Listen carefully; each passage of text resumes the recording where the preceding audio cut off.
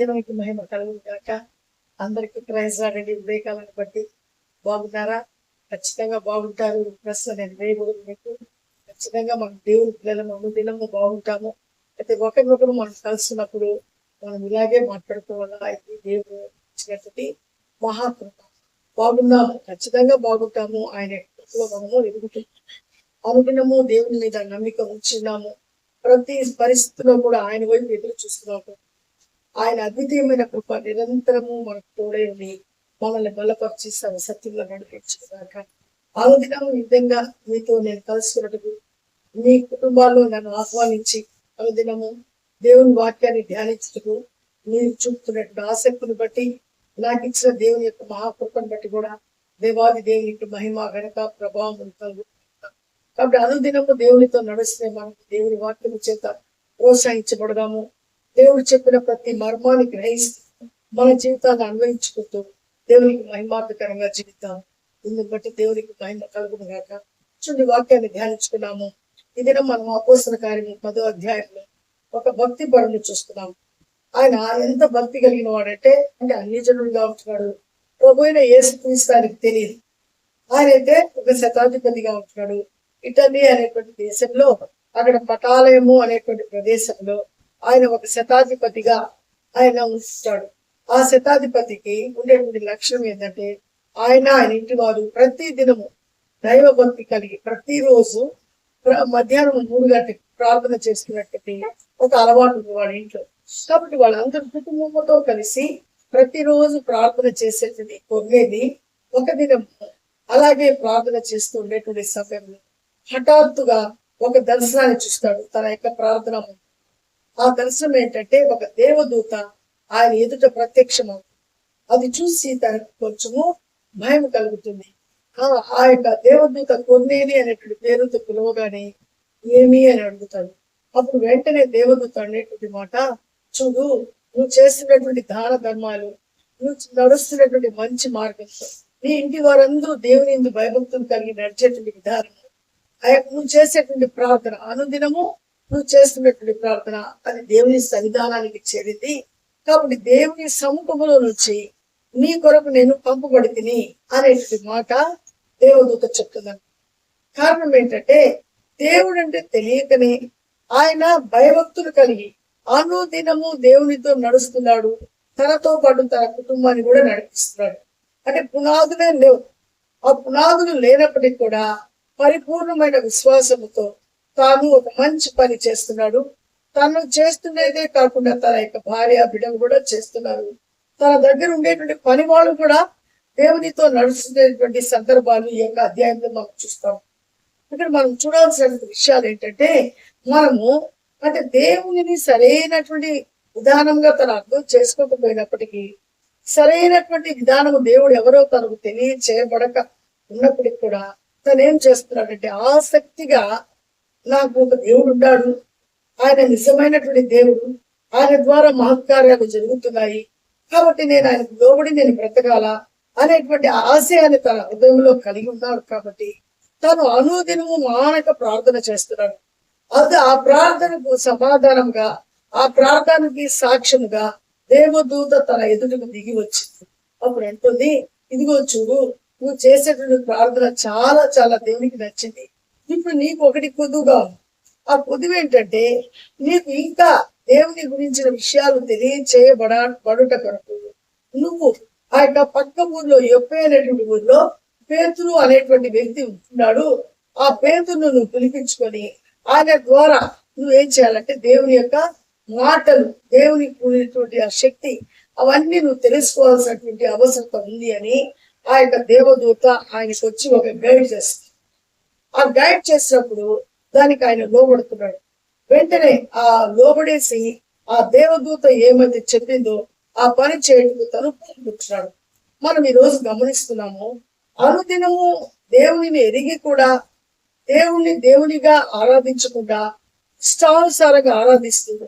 ఆ యొక్క దేవుణ్ణి కొంతమంది అయితే ఎంతగానో ఎగతాళి చేస్తూ ఆయన్ని అనేకమైన దూషణ మాటలు మాట్లాడుతూ ఇబ్బంది పెట్టేవాళ్ళు ఎంతో మంది లోకంలో మనం చూస్తున్నాం.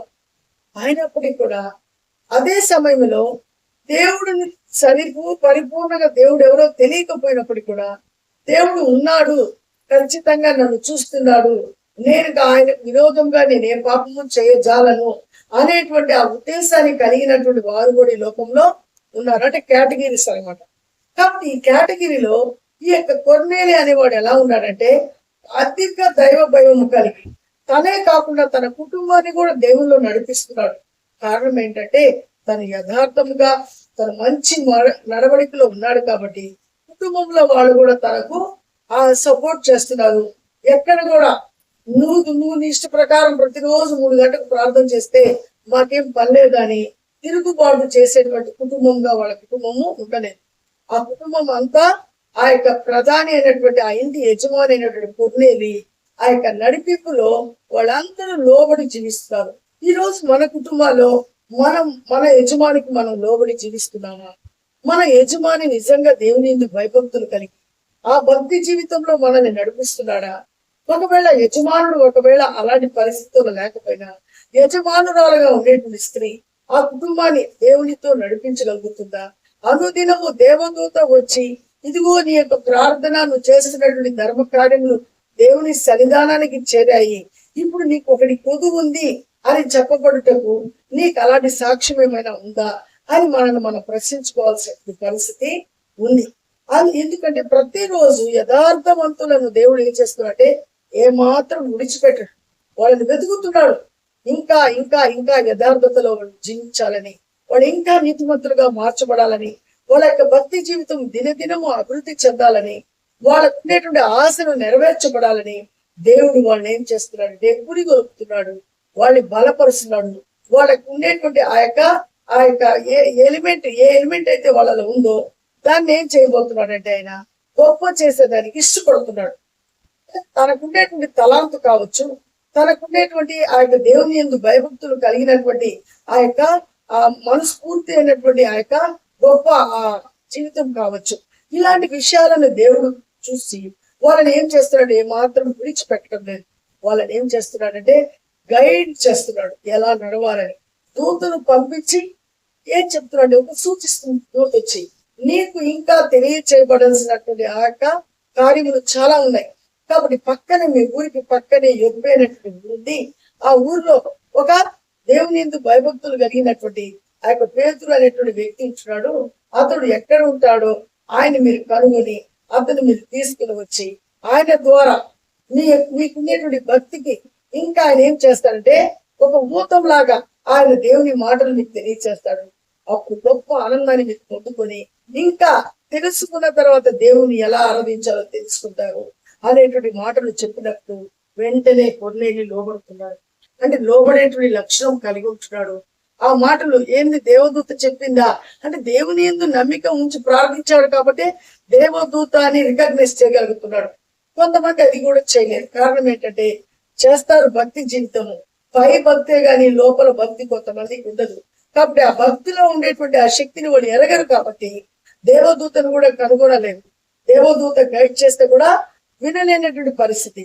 కానీ కొర్నేలి వెంటనే దేవుని చేత ఆయన నడిపించబడుతున్నాడు.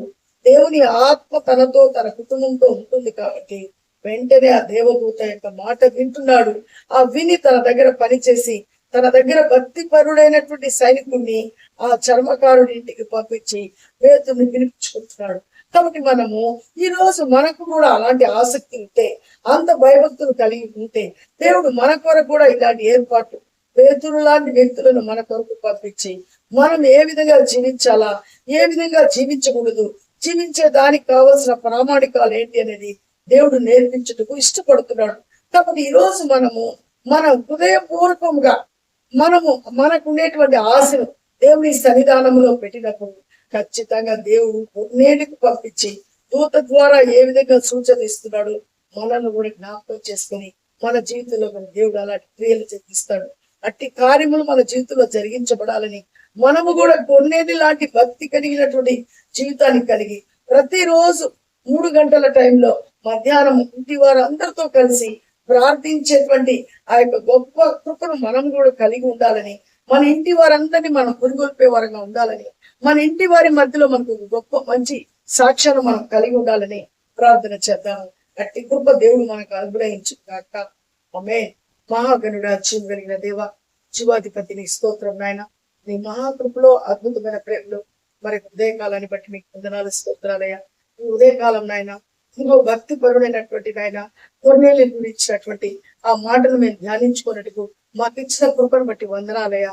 ఇదిగో కొన్నేళ్ళు అనుదినము తన ఇంటి వారితో కలిసి నాయన ఆయా ప్రతిరోజు పగలు 3 గంటలకు ప్రార్థన చేస్తున్నాడు అనేటువంటి ఒక సాక్ష్యం నాయన ఈ గ్రంథంలో రాయబడింది.